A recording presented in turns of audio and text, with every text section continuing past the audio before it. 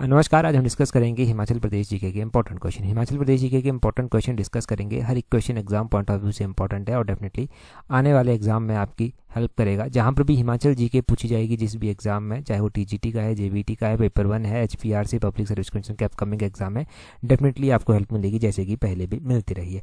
अभी हम question number 1 से डिस्कशन को स्टार्ट करते हैं। बोलते हैं approximately what percentage of total geographical area of country falls in Himachal Pradesh. तो ये इंडिया के कॉन्टेक्स्ट में बात की जा रही है कि हिमाचल प्रदेश जो है वो पूरे इंडिया के एरिया के इस संदर्भ में अगर आप देखेंगे तो कितना परसेंट एरिया जो है वो कवर करता है, यानी कि देश के कुल भौगोलिक क्षेत्र का लगभग कितना प्रतिशत एरिया हिमाचल में जो है वो आता है। तो लगभग 1.7% एरिया जो है वो हिमाचल में आता है। ऑप्शन बी जो है वो सही आंसर है। 1.7% एरिया जो है वो हिमाचल में आता है। अगर हम हिमाचल के कॉन्टेक्स्ट में बात करते हैं तो आज हम बड़े ही इंटरेस्टिंग पॉइंट जो है वो जानने वाले हैं हिमाचल के बारे में। इनमें से बहुत सारी नई चीज़ें आपको सीखने को मिलेंगी। देखिए, हिमाचल प्रदेश जो है ना, हिमाचल प्रदेश पूरे इंडिया के एरिया का अबाउट 1.69% एरिया जो है वो कवर करता है। कितना? 1.69% एरिया कवर करता है। ये पूरे इंडिया के एरिया का इनके पूरा इंडिया का जितना भी एरिया है, हिमाचल जो है वो 55,673 स्क्वायर किलोमीटर कवर करता है, जो कि 1.69% बनता है। अप्रॉक्सीमेटली में हमने 1.7% जो है वो ये पढ़ लिया। बोलते हैं हिमाचल का जो एरिया है 55,673 स्क्वायर किलोमीटर, इस जियोग्राफिकल एरिया में से जो है वो 23,655 किलोमीटर स्क्वायर एरिया जो है वो शेड्यूल 5 में जो है वो फॉल करता है। वो शेड्यूल 5 का एरिया जो है वो आता है। इंडियन कॉन्स्टिट्यूशन में आपने अलग अलग शेड्यूल पढ़े हैं, तो शेड्यूल 5 भी एक पढ़ा है। तो 23,655 किलोमीटर स्क्वायर एरिया जो है वो शेड्यूल 5 में आता है और ये जो है वो कॉन्स्टिट्यूट करता है about 42.49% of geographical area of state. ये ध्यान रखें। हिमाचल प्रदेश का जो लैटिट्यूड लॉन्गिट्यूड है वो तो ध्यान है ही है आपको। लैटिट्यूड हिमाचल का 30 डिग्री 22 मिनट नॉर्थ से लेकर 33 डिग्री 12 मिनट नॉर्थ लैटिट्यूड है इसका, और लॉन्गिट्यूड इसका 75 डिग्री 47 मिनट ईस्ट से जो है वो 79 डिग्री 04 मिनट ईस्ट की और जो है वो लॉन्गिट्यूड है इसका। तो ये लैटिट्यूड और लॉन्गिट्यूड भी आपने जो है वो हिमाचल का ध्यान रखना है। अच्छा, यहाँ पर ना शेड्यूल 5 की भी बात हुई है तो पॉलिटी का क्वेश्चन बनता है। शेड्यूल 5 में जो है वो क्या बात की गई है? 5 शेड्यूल में जो है वो कुछ प्रोविज़न दिए गए हैं जो एडमिनिस्ट्रेशन है और कंट्रोल है शेड्यूल्ड एरिया का और शेड्यूल्ड ट्राइब्स का, उसके प्रोविज़न दिए गए हैं। और हिमाचल भी इसमें आता है। हिमाचल का 23,655 किलोमीटर स्क्वायर एरिया जो है वो इसमें फॉल करता है। तो ये है 5th शेड्यूल, आपने ज़रूर ध्यान रखना है। आर्टिकल कौन सा डील आता है, आर्टिकल कौन सा आता है 5th शेड्यूल में? तो आर्टिकल नंबर 244 जो है वो आता है। 244 नंबर आर्टिकल जो है वो आता है। ठीक है जी, तो ये क्वेश्चन बना आपका। अब अगले क्वेश्चन की ओर जो है वो चलेंगे। अगले क्वेश्चन में बोलते हैं, यहाँ पर बोलते हैं वेयर इज ब्रांचेज ऑफ पर्वतीय ग्रामीण bank situated in Himachal Pradesh. तो बोलते हैं कि हिमाचल प्रदेश में जो पर्वतीय ग्रामीण बैंक की ब्रांचेज हैं वो किस जिले में जो है वो स्थित हैं। हिमाचल प्रदेश में पर्वतीय ग्रामीण बैंक भी है और ये जो है वो ग्रामीण बैंक से थोड़ा अलग है। अगर हम बात करते हैं पर्वतीय ग्रामीण बैंक की तो इसकी ब्रांचेज जो है वो डिस्ट्रिक्ट चंबा में ही आती हैं। ऑप्शन डी सही आंसर है। पर्वतीय ग्रामीण बैंक की ब्रांचेज कहाँ पर आती हैं? इसकी ब्रांचेज डिस्ट्रिक्ट चंबा में आती हैं। अब हम बैंकिंग सिस्टम की जब बात कर रहे हैं तो बैंकिंग सिस्टम के बारे में थोड़ा सा जानते हैं जो एग्जाम में क्वेश्चन पूछे जाते हैं। देखिए, बैंकिंग सिस्टम के बारे में एक तो ध्यान रखना है हिमाचल के जो लीड बैंक हैं वो कौन कौन से हैं। देखिए, अगर हम हिमाचल के लीड बैंक की बात करते हैं कि ये लीड बैंक कौन कौन से हैं, तो हिमाचल में पंजाब नेशनल बैंक लीड करता है। पंजाब नेशनल बैंक के अलावा स्टेट बैंक ऑफ इंडिया आता है। यूको बैंक जो है वो यहाँ पर लीड करता है। पंजाब नेशनल बैंक की जो ब्रांचेज हैं वो 354 ब्रांचेज हैं। सबसे ज़्यादा ब्रांचेज पंजाब नेशनल बैंक की ही हैं। स्टेट बैंक ऑफ इंडिया की 349 ब्रांचेज हैं और यूको बैंक की 181 ब्रांचेज जो हैं वो आती हैं। बाकी प्राइवेट सेक्टर के बैंक जो हैं वो आते हैं। ये जो डाटा मैं आपको बता रहा हूँ, ये कब तक का डाटा बता रहा हूँ? ये लगभग सितंबर-दिसंबर 2024 तक का डाटा है जो ऑफिशियली डाटा हमारे पास अवेलेबल है। हिमाचल प्रदेश में पर्वतीय ग्रामीण बैंक की ब्रांचेज जो हैं वो चंबा में आती हैं, परंतु ग्रामीण बैंक जो हिमाचल प्रदेश ग्रामीण बैंक है उसकी कितनी ब्रांचेज हैं पूरे हिमाचल में? ग्रामीण बैंक की जो है वो 274 ब्रांचेज जो हैं वो पूरे हिमाचल में आती हैं। एचएएस के एग्जाम में पूछा गया था ये भी कि हिमाचल प्रदेश ग्रामीण बैंक की टोटल कितनी ब्रांचेज हैं। एग्जैक्टली ऐसे नहीं, मैच करने को वहाँ पर पूछा गया था Punjab national bank, state bank of India, UCO bank और ग्रामीण बैंक। इस तरह से मैच करने को वहाँ पर पूछ लिया गया था। तो डिटेल से पढ़ा हो आपने तो जो है वो आपको नॉलेज मिल ही जाती है, यहाँ से क्वेश्चन सॉल्व हो ही जाता है। अच्छा, हिमाचल में एटीएम मशीन्स भी आपने देखी होगी। एटीएम का पूरा नाम क्या होता है? एटीएम का पूरा नाम होता है ऑटोमेटेड टेलर मशीन। बहुत ही पहले की बात है कि ये एलाइड में पूछा गया था। उस टाइम शायद एटीएम का कॉन्सेप्ट भी थोड़ा नया था, तो ये पूछा गया था कि एटीएम की मशीन्स जो है, एटीएम का पूरा नाम क्या है? ऑटोमेटेड टेलर मशीन जो है वो इसका पूरा नाम है, automated teller machine. ATM, total number of ATMs कितने हैं हिमाचल में, तो ATMs total number of 2120 ATMs जो हैं वो 2120 एटीएम जो है वो हिमाचल में आते हैं। हिमाचल में टोटल नंबर ऑफ एटीएम्स 2120 आते हैं, इतना यहाँ से नोट कर लेना। अगला क्वेश्चन देखिए क्या बोलते हैं which place in Kullu district is called छोटी काशी। तो कुल्लू जिले के किस स्थान को छोटी काशी भी कहा जाता है। हम बात करें अगर कुल्लू जिले की, तो कुल्लू जिले का एक स्थान ऐसा है जिसको छोटी काशी के नाम से भी जो है वो जाना जाता है, और वो है निरमंड। ऑप्शन डी जो है वो सही आंसर है। निरमंड को छोटी काशी भी कहा जाता है। अगर हम इन टर्म ऑफ डिस्ट्रिक्ट कभी भी पढ़ते हैं तो हमने हमेशा यही पढ़ा है कि मंडी जो है वो छोटी काशी के रूप में प्रसिद्ध है। छोटी काशी की मंडी हमने पढ़ा है। अब हम बात यहाँ पर कुल्लू की कर रहे हैं। कुल्लू में निरमंड छोटी काशी के रूप में फेमस है। निरमंड में जो है वो भुंडा फेस्टिवल भी जो है वो होता है। भुंडा फेस्टिवल को जो है वो पहाड़ों का कुंभ भी जो है वो बोलते हैं। पहाड़ों का कुंभ भी इसको बोलते हैं। 12 सालों के बाद जो है लगभग ये भुंडा फेस्टिवल यहाँ पर आयोजित होता है। यहाँ पर बात मनाली की भी कर लेते हैं। डिस्ट्रिक्ट कुल्लू में मनाली आती है। मनाली में हडिम्बा देवी मंदिर आता है, और मनाली में जो हडिम्बा देवी माता का मंदिर आता है वो पैगोडा आर्किटेक्ट स्टाइल में बना हुआ है। मनाली में मनु मंदिर भी आता है, और मनाली में जो है वो मनाली का जो नाम है वो ऋषि मनु से ही जो है वो पड़ा है। मनुवाल्य, मनु का घर इसको कहते थे। मनुवाल्य मतलब मनु का घर, तो वहीं से जो है वो मनाली नाम की उत्पत्ति जो है वो हुई। यहाँ पर मल्लाना भी दिया गया है। मल्लाना के बारे में आपने मल्लाना क्रीम बहुत बार सुना होगा, परंतु मल्लाना ओल्डेस्ट डेमोक्रेसी के लिए पूरे वर्ल्ड में जो है वो जाना जाता है। यहाँ की डेमोक्रेसी सबसे पुरानी है, वो आपको पता होना चाहिए। नगर में जो है वो रोरी कार्ट गैलरी आती है, तो रोरी कार्ट गैलरी के लिए नगर जो है वो जाना जाता है। नगर में माता त्रिपुरा सुंदरी का मंदिर भी आता है, और ये माता त्रिपुरा सुंदरी का मंदिर पैगोडा आर्किटेक्ट स्टाइल में बना हुआ है।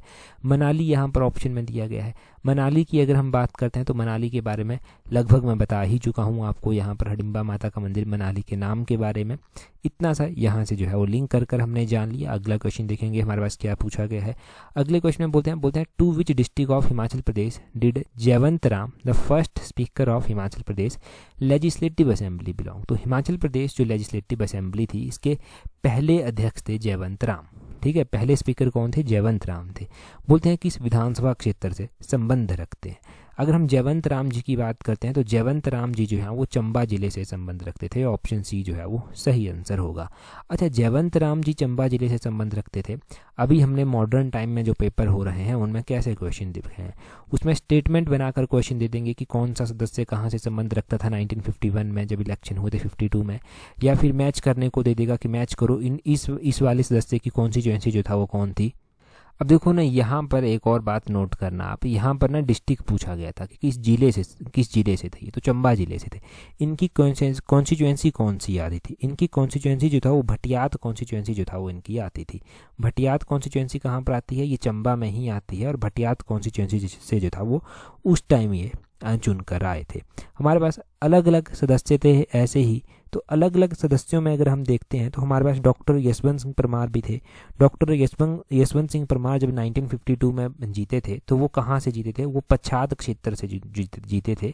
पच्छाद डिस्ट्रिक्ट सिरमौर में आता है, डिस्ट्रिक्ट सिरमौर का विधानसभा क्षेत्र है, यहाँ से जीते थे और हिमाचल के पहले मुख्यमंत्री भी बने थे। तो पच्छाद क्षेत्र आपने एक इनका पढ़ लिया। दूसरा, आपने कांग्रेस के एक नेता हुआ करते थे करम सिंह ठाकुर। करम सिंह ठाकुर का नाम सुना है, वो महादेव कॉन्स्टिट्यूएंसी से आते थे। ये महादेव कॉन्स्टिट्यूएंसी हुआ करती थी उस टाइम, इससे जो था ये आते थे, महादेव कॉन्स्टिट्यूएंसी। और उसी तरह पदम देव जी का नाम आपने बहुत बार पढ़ा है हिमाचल की हिस्ट्री में। पदम देव जी जो है वो कांग्रेस के सदस्य थे, और पदम देव जी जो था वो कांग्रेस में जो है वो रोहडू से जो था वो चुने गए थे। ये रोहडू से चुनकर जो था वो पदम देव जी आए थे। तो ये हमने कुछ 3 4 5 इंपॉर्टेंट नाम जो है वो जान लिए। इनकी कॉन्स्टिट्यूएंसी आपने ध्यान रखनी है कि कहाँ से ये चुनकर आए थे। ठीक है, हिमाचल प्रदेश विधानसभा के आपको पहले स्पीकर का पता चल गया।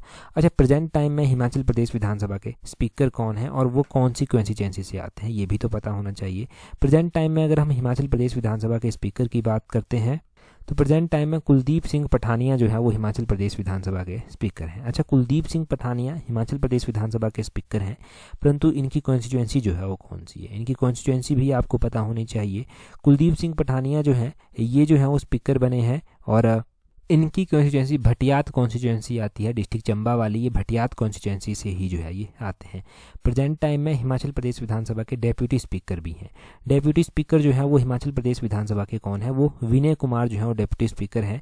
और डेप्यूटी स्पीकर की अगर आप बात करें कि ये कौन सी विधानसभा से हैं, तो ये रेणुका जी विधानसभा से जो है वो हैं।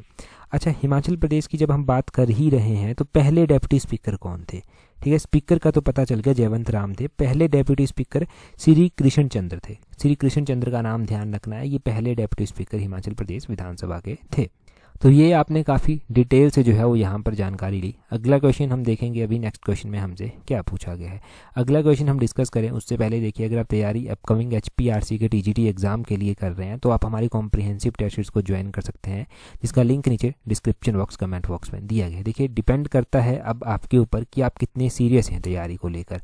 आपने कल भी कट ऑफ मैंने डाली थी, एक देखी होगी कि किस तरह से जो है वो फ्लक्चुएट नंबर कर जाते हैं जब आप अच्छे से किसी सेक्शन को नहीं लेते और किस तरह से आप पीछे रह जाते हैं। अगर आप सीरियसली तैयारी कर रहे हैं और चाहते हैं कि आपकी सिलेक्शन भी हो और आप चाहते हैं कि आपकी स्टडी को प्रॉपर शेप भी मिले और पेपर के बाद आपको पछताना ना पड़े कि यार काश ऐसा किया होता तो ऐसा हो जाता, ठीक है, तो उसके लिए आप अपनी स्टडी को एक प्रॉपर शेप देने के लिए इस टेस्ट सीरीज को ज्वाइन कर सकते हैं, जिसका लिंक नीचे डिस्क्रिप्शन बॉक्स कमेंट बॉक्स में जो है वो दिया गया है। ये टेस्ट सीरीज आपकी काफ़ी हेल्प करने वाली है। और मैं एक बार फिर से कहूँगा कि PGT का मौका जा चुका है हाथ से, परंतु अभी TGT का मौका है, इसको हाथ से जाने मत देना। अभी हम अगला क्वेश्चन जो है वो देखेंगे। नेक्स्ट क्वेश्चन में हमसे क्या पूछा गया है, बोलते हैं who was the main leader of secret organisation which worked to spread the revolt of 1857 in Shimla hill estate in 1857। तो बोलते हैं शिमला पर्वतीय राज्य में वर्ष 1857 का विद्रोह फैलाने के लिए एक गुप्त संगठन बनाया गया था। इस गुप्त संगठन के मुख्य नेता जो था वो कौन थे? ये जो गुप्त संगठन बनाया गया था 1857 में, 1857 में ये जो गुप्त संगठन बनाया गया था, इसके जो मुख्य नेता थे वो कौन थे? वो थे राम प्रसाद बैरागी। ऑप्शन बी जो है वो सही आंसर हो जाएगा। राम प्रसाद बैरागी जो था ये मुख्य नेता इसके हुआ करते थे। अगर हम 1857 के विद्रोह की बात करते हैं हिमाचल के कॉन्टेक्स्ट में, देखो हिमाचल में जब 1857 का विद्रोह हो रहा था तो हिमाचल में भी उसकी कहीं ना कहीं पर चिंगारी पहुंची आकर, और यहाँ पर बहुत सारी रियासतें थी जिन्होंने साथ दिया, परंतु कुछ रियासतें ऐसी थी जो न्यूट्रल रही, जिन्होंने साथ नहीं दिया, जिसमें से जो है बुशहर का नाम सबसे पहले आता है। बुशहर के राजा ने साथ देने से मना कर दिया था। बुशहर के राजा उस टाइम कौन हुआ करते थे जिन्होंने साथ देने से ही इनकार कर दिया था? देखिए, उस टाइम बुशहर के राजा शमशेर सिंह हुआ करते थे जिन्होंने मना कर दिया था। जब 1857 का विद्रोह यहाँ पर शिमला में आकर पहुँचता है तो पहली न्यूज इसकी कब पहुँची थी? यहाँ पर आकर 12 मई को पहुँची थी। 12 मई 1857 को पहली न्यूज पहुँची थी अम्बाला से यहाँ आकर, किस तरह से है। और उस टाइम शिमला के जो कमांडर हुआ करते थे, commander of chief of Shimla हुआ करते थे, वो जनरल एनसन जो था वो हुआ करते थे। और डिप्टी कमिश्नर जो हुआ करते थे शिमला के, वो लॉर्ड विलियम हे जो था वो हुआ करते थे। उस टाइम बहुत सारी रियासतें, बहुत सारे राजा ऐसे थे जिन्होंने अंग्रेज़ों का साथ भी दिया। अब जिन्होंने भी साथ दिया था उनको अंग्रेज़ों के द्वारा सम्मान भी दिया गया। फॉर एग्जांपल जैसे कि चंबा के राजा श्री सिंह थे, इन्होंने अपने ट्रूप्स जो था वो भेजे थे। बिलासपुर के राजा हीरा सिंह हुआ करते थे, इन्होंने अंग्रेज़ों की सहायता दी थी। और अंग्रेज़ों की जब सहायता इन्होंने की थी तो इनको जो था वो जो तोपों की सलामी दी जाती है वो दी गई थी, इनको खिल्लत प्रदान जो था वो की गई थी, और भी गिफ्ट जो था वो दिए गए थे। बुशहर का तो हमने पढ़ ही लिया कि बुशहर जो था वो साथ देने से मना ही कर दिया था। राम प्रसाद बैरागी जी का हमने पढ़ लिया, ये सबाथू के हुआ करते थे वैसे तो एग्जैक्टली, और इनके ऊपर भी चार्जेस लगाए गए। बाद में चलकर इनको डिपोर्ट कर दिया गया अम्बाला इनको जो था वो भेज दिया गया था, जहाँ पर इनको जो है वो सजा दी गई थी फिर। ठीक है, तो ये सब यहाँ से क्लियर हुआ। अगला क्वेश्चन देखिए क्या बोलते हैं। अगले क्वेश्चन में बोलते हैं व्हेन वाज राजीव गांधी अन्न योजना इंट्रोड्यूस्ड इन हिमाचल प्रदेश। तो बोलते हैं कि ये राजीव गांधी अन्न योजना हिमाचल में जो है वो कब इंट्रोड्यूस जो था वो की गई थी। देखिए हिमाचल में ये राजीव गांधी अन्न योजना जो था वो इंट्रोड्यूस की गई थी, और ये कौन से ईयर में इंट्रोड्यूस की गई थी? ये 2013 में इंट्रोड्यूस की गई थी, 2013 में। ऑप्शन बी इसका सही आंसर हो जाएगा। अच्छा, ऐसी ही बहुत सारी योजनाएं आती हैं जो अलग अलग टाइम पर हिमाचल में जो है वो लॉन्च की गई। कुछ एक योजनाएं पढ़ेंगे। इम्पॉर्टेंट योजनाओं में एक हिम स्वयं योजना जो है वो सरकार ने जो था वो लॉन्च की थी ई गवर्नेंस को बढ़ावा देने के लिए। ये जो हिम स्वयं योजना लॉन्च की गई थी, ये योजना जो था वो 2008 में जो था वो लॉन्च की गई थी। उसी तरह national agriculture insurance scheme launch की गई थी, राष्ट्रीय कृषि बीमा योजना। ये योजना जो था वो 1999 2000 के, इनके 1999-2000 वर्ष के करीब जो था वो लॉन्च की गई थी। और एक योजना लॉन्च की गई थी अटल स्वास्थ्य सेवा योजना। ये अटल स्वास्थ्य सेवा योजना जो था वो दिसंबर 25 2010 को जो था वो लॉन्च की गई थी। दिसंबर 25 को इसलिए लॉन्च की गई थी क्योंकि इस दिन गुड गवर्नेंस डे मनाया जाता है, जो कि अटल बिहारी वाजपेयी जी की एनिवर्सरी को याद करते हुए मनाते हैं। तो अटल स्वास्थ्य सेवा योजना 2010 में लॉन्च हुई और गुड गवर्नेंस डे जो है वो 25 दिसंबर को मनाया जाता है। ये भी यहाँ से जानकारी मिलती है। बाकी राजीव गांधी अन्न योजना तो आपने जान ही लिया, 2013 में जो था इस योजना को लॉन्च किया गया था। तो इतनी सी योजनाएं याद रखेंगे। अगला क्वेश्चन देखते हैं हमारे पास क्या पूछा गया है। अगले क्वेश्चन में बोलते हैं which of the following was a double member constituency during 1951-54 Vidhan Sabha election in Himachal Pradesh. तो बोलते हैं कि हिमाचल प्रदेश में 1951-54 के विधानसभा चुनावों के दौरान निम्नलिखित में से कौन सा एक डबल सदस्यीय निर्वाचन क्षेत्र था। देखिए, जब 1951 से 54 के बीच में पहली बार इलेक्शन हुए थे हिमाचल में, तब उस टाइम ये डबल कॉन्स्टिट्यूएंसी वाला सिस्टम, डबल मेंबर वाला सिस्टम जो था वो प्रचलित था। यानी कि डबल एक सीट से 2 सदस्य जो हैं वो होंगे, इस तरह का इस सिस्टम जो था वो हुआ करता था। एग्जाम्पल भी दूंगा इसका मैं, परंतु इनमें से ऑप्शन देखिए, ठियोग जो था ना, ठियोग में था ये डबल सदस्यीय निर्वाचन क्षेत्र वाला सिस्टम। ये जो डबल मेंबर कॉन्स्टिट्यूएंसी वाला सिस्टम था ये ठियोग से था। ठियोग के अलावा सोलन, रामपुर, छछियोत, संधोल, चुराह, पच्छाद, रेणुका, घुमारमी, इन सभी सीटों पर जो था वो डबल मेंबर सदस्य जो था वो हुआ करते थे।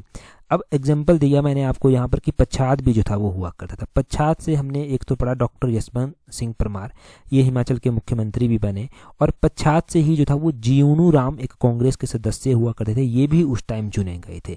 तो ये डबल मेंबर थे, मतलब एक विधानसभा 2 सदस्य, इस तरह से जो था वो सिस्टम था, डबल मेंबर सिस्टम था।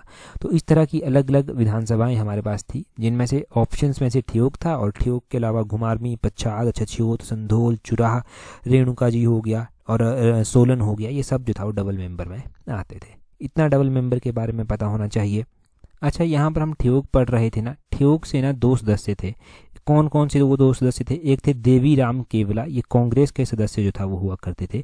इनके अलावा एक जीवाणु राम थे, ये भी जो था वो हुआ करते थे। जीवाणु राम जो था वो KMPP किसान मजदूर प्रजा पार्टी के सदस्य जो था वो हुआ करते थे। तो ये भी ध्यान रखें कि कौन सा सदस्य किस पार्टी का था। अगला क्वेश्चन देखिए, ये क्वेश्चन अगर आप अच्छे से सुन रहे हैं, समझ रहे हैं, तो पक्का पेपर में आपकी हेल्प करेंगे। अगले क्वेश्चन में बोलते हैं the inquiry commission setup in 2012 to took into all benami land deals in Himachal Pradesh was headed by justice. तो बोलते हैं कि हिमाचल प्रदेश में बेनामी भूमि के जो सौदे थे उनकी जांच करने के लिए 2012 में एक कमेटी, एक जांच आयोग बनाया गया। बोलते हैं इसकी अध्यक्षता कौन कर रहा था, कौन जस्टिस थे जो इसकी अध्यक्षता जो था वो कर रहे थे। हाँ, यहाँ पर एक बात आप ध्यान रखें, यहाँ पर ना हमने ये क्वेश्चन पहले भी पढ़ रखा है। 2012 में जब एक कमेटी बनाई गई, वो उसका काम था कि इंक्वायरी करनी है जो बेनामी लैंड डील्स हुई हैं हिमाचल में उनको लेकर। तो ये कमेटी, इसकी अध्यक्षता कर रहे थे डीपी सूद, इसको डीपी सूद कमेटी भी जो है वो बोला गया। यहाँ से सिंपल क्वेश्चन ही बनेंगे। एक तो क्वेश्चन यहाँ से ये बनेगा कि डीपी सूद कमेटी जो था वो कौन से ईयर में कॉन्स्टिट्यूट की गई थी। आपका जो आंसर होगा वो होगा 2012 में। और दूसरा आपका यहाँ से पूछा जाएगा कि थोड़ा डिटेल में पूछ लिया गया कि एग्जैक्टली इसको कब सेटअप किया गया था। तो 2011 में जो था वो इसको सेटअप किया गया था। 2011 में ये कमेटी जो है वो बनाई जाती है, परंतु ये जो अपनी रिपोर्ट सौंपती है, रिपोर्ट ये 2012 में जो है वो सौंपती है। 2012 में ये अपनी रिपोर्ट सौंपती है और 2011 में ये कमेटी जो था वो बनाई गई थी। इसका काम क्या था वो भी पता चल गया। इसकी अध्यक्षता कौन कर रहे थे? डीपी सूद ही इसकी अध्यक्षता कर रहे थे, तभी उसको डीपी सूद जो कमेटी जो था वो बोला गया। डीपी सूद जस्टिस हुआ करते थे, तो जस्टिस डीपी सूद इनका पूरा नाम, और इनकी अध्यक्षता में एक कमेटी बनी। अगला क्वेश्चन देखिए क्या बोलते हैं। बोलते हैं how many district of Himachal Pradesh are excluded from mid Himalayan watershed project. यहाँ पर दिया गया है कि मध्य हिमालयी वाटरसेड परियोजना से हिमाचल के कितने जिलों को बाहर रखा गया है। तो हिमाचल के जो है वो कितने जिले ऐसे हैं जो एक्सक्लूडेड है, इंक्लूड नहीं एक्सक्लूडेड है। ये जो मिड हिमालयन वाटरसेड प्रोजेक्ट है इससे, तो हिमाचल के 2 ऐसे जिले हैं जो एक्सक्लूडेड हैं, ये जो मिड हिमालयन वाटरसेड प्रोजेक्ट है इससे। क्वेश्चन पूछने वाला ये क्वेश्चन पूछ सकता है कि जो मिड हिमालयन वाटरसाइड प्रोजेक्ट है इसमें कितने जिलों को इंक्लूड किया गया है। तो इसमें 10 डिस्ट्रिक्ट्स को जो है वो इंक्लूड किया गया है। 10 डिस्ट्रिक्ट्स को इंक्लूड किया गया है और कितने डिस्ट्रिक्ट एक्सक्लूड हैं, तो 2 डिस्ट्रिक्ट जो है वो एक्सक्लूड है। ये 2 डिस्ट्रिक्ट जो एक्सक्लूड हैं वो कौन कौन से हैं, एक लाहौल स्पीति डिस्ट्रिक्ट है, एक किन्नौर डिस्ट्रिक्ट जो है वो यहाँ से एक्सक्लूड है। अब ये भी क्वेश्चन यहाँ से बनता है कि इसको फंड किसके द्वारा मिलता है, तो वर्ल्ड बैंक फंडेड ये प्रोजेक्ट है। वर्ल्ड बैंक जो है वो इसको फंड प्रोवाइड करवाता है। इस प्रोजेक्ट का जो एम है वो क्या है, इस प्रोजेक्ट का एम है कि हिमाचल में जो नेचुरल रिसोर्सेज की मैनेजमेंट है उसको इम्प्रूव करना, रूरल जो यानी कि ग्रामीण जो जीवन है उसको भी इम्प्रूव करना, ये इसका जो है वो मुख्य एम है और इसी एम के साथ जो है ये काम करता है प्रोजेक्ट।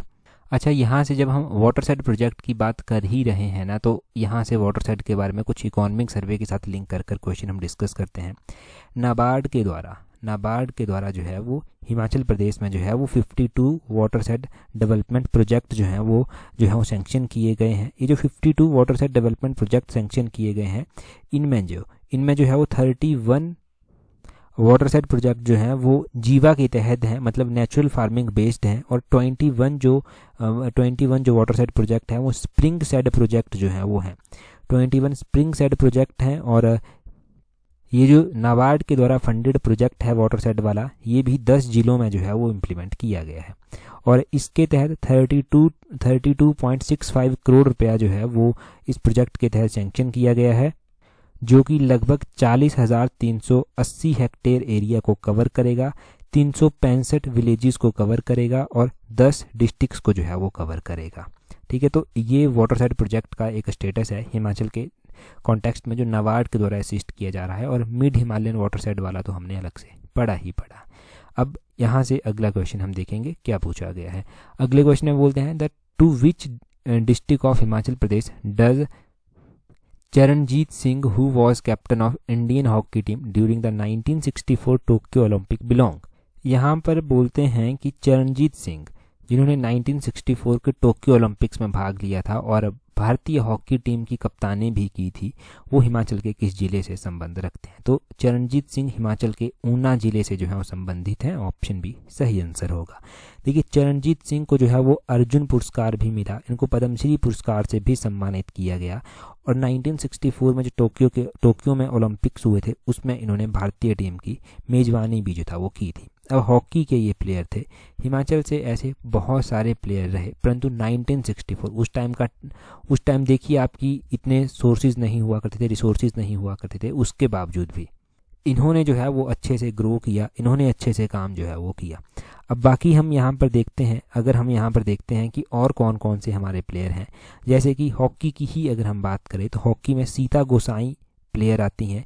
ये भारतीय महिला हॉकी टीम की कप्तान रह चुकी हैं और डिस्ट्रिक्ट सिरमौर की ये रहने वाली हैं। डिस्ट्रिक्ट सिरमौर के नाहन क्षेत्र से ये संबंध रखती हैं। इनको अर्जुन पुरस्कार भी जो है वो मिल चुका है। राजीव नैयर का नाम आपने सुना होगा, क्रिकेट के ये खिलाड़ी हैं। 1997 में इनको जो था वो परशुराम अवार्ड से भी नवाजा गया था। इसके अलावा जो है वो आपने हिमाचल प्रदेश के कॉन्टेक्स्ट में ही अजय ठाकुर का नाम सुना होगा, डिस्ट्रिक्ट सोलन से संबंध रखते हैं, कबड्डी के प्लेयर हैं। कविता ठाकुर का नाम सुना होगा, ये भी कबड्डी की ही जो है प्लेयर हैं, कुल्लू से जो है वो संबंध रखती हैं। और आपने जो है वो सुमन रावत का नाम कभी नहीं भूलना है, क्योंकि सुमन रावत का नाम इम्पॉर्टेंट है। इनको जो है वो 1987 में अर्जुन अवार्ड दिया गया था और परशुराम अवार्ड भी सबसे पहले इनको दिया गया था। और ध्यान रखना है कि सुंदरनगर की ये खिलाड़ी हैं, तो मंडी जिले से जो है वो संबंध रखती हैं। बाकी अब हम अगला क्वेश्चन जो है वो देखते हैं। नेक्स्ट क्वेश्चन में हमसे क्या पूछा गया है। नेक्स्ट क्वेश्चन में बोलते हैं in which year Lokraj party Himachal Pradesh founded. तो एक लोकराज पार्टी हिमाचल प्रदेश में जो है स्थापित की गई थी। अब बोलते हैं कि हिमाचल प्रदेश में ये जो लोकराज पार्टी बनाई गई थी ये कौन से ईयर में बनाई गई थी। यहाँ पर ये 4 ऑप्शंस आप देख रहे हैं। इससे पिछला एडिशन जो हमारा मिशन एलाइड का था उसमें हमने ये पहला ही क्वेश्चन डिस्कस किया था। अभी आप कमेंट कर बताएंगे कि इस लोकराज पार्टी को कौन से ईयर में स्थापित किया गया था। बाकी अगर आपने हमें टेलीग्राम पर ज्वाइन नहीं किया है तो अपने टेलीग्राम से सर्च करना @allexam31। आपको हमारा टेलीग्राम चैनल जो है वो मिल जाएगा। टेलीग्राम पर ज़रूर ज्वाइन कर लीजिए अगर अभी तक नहीं किया है। आज की इस वीडियो में इतना ही है। That's all for today. Thank you very much for watching and listening it very patiently.